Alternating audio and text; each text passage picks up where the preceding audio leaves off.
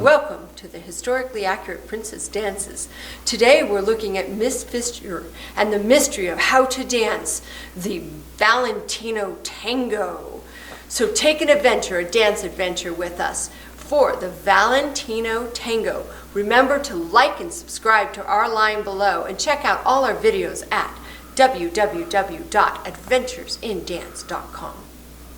Jazz era Argentine Tango, Step 1, Basic. In counts of 8, promenade. 1, 2, 3, 4, 5, up 6, tap 7, 8. 1, 2, 3, 4, 5, up 6, tap 7, 8. Our second step is step 3 in the jazz era Argentine Tango. It looks like this. In counts of 8, 1, 2, 3, 4, 5, 6, 7, 8. 1, 2, 3, 4, 5, 6, 7, 8. Promenade turn with Rudolph Ronde. 1, 2, 3, 4, 5, 6, 7, 8. 1, 2, 3, 4, 5, 6, 7, 8. Our last step is a double Corte. It looks like this. Quick, quick, slow, slow. Quick, quick, slow, slow. Tango. When you put it all together, it looks like this.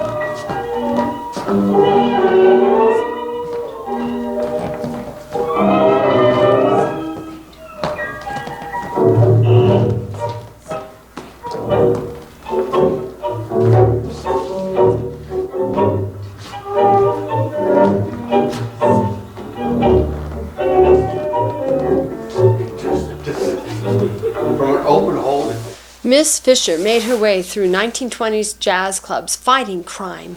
In her premiere episode, she was caught dancing the Valentino Tango, inspired by Four Horsemen of the Apocalypse. Unravel the mystery of the Valentino Tango with Miss Fischer today. Was Miss Fischer a princess?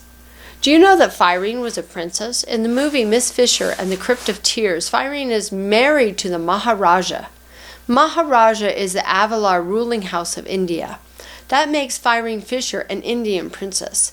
Miss Fischer Mysteries kicked off with a hot tango scene, just like Rudolph Valentino kicked off his popularity into high gear with the legendary Four Horsemen of the Apocalypse tango scene. Pyrene would have been an expert at unraveling how to dance the Rudolph Valentino jazz-era tango. Rudolph Valentino came to America from Italy. In 1914 New York, Rudolph was hired to perform tangos with Joan Sawyer at various clubs. From there he was hired as a taxi dancer or gigolo at Maxim's, paid to dance with unescorted ladies. You can say he was a tango lizard courting disgruntled tango bugs. After going to jail for a rumored liaison, he joined a musical and traveled to the West Coast. Once there, he taught dance between movie bit parts. His big break was in Four Horsemen of the Apocalypse, the best-selling silent film of all times. His tango in Four Horsemen of the Apocalypse was merging of the early Argentine tango and the Apache dance. In 1922, Rudolph Valentino went on strike to gain more control of his films. He took a 4-month tango tour of the U.S. and Canada sponsored by Miravla Beauty Products.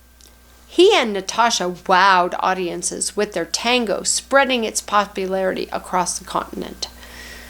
I took time and reviewed many tangos of this period. From the Apache tango to the French tango, there were many sources to reference. I reviewed original footage of Rudolph Valentino dancing the Four Horsemen of the Apocalypse, as well as his tour footage. Then I reviewed 1920s dance manuals on the Library of Congress. From this, I put together the fun Miss Fischer's Valentino Tango How-To. I hope you enjoy this. Remember to like and subscribe to our line below.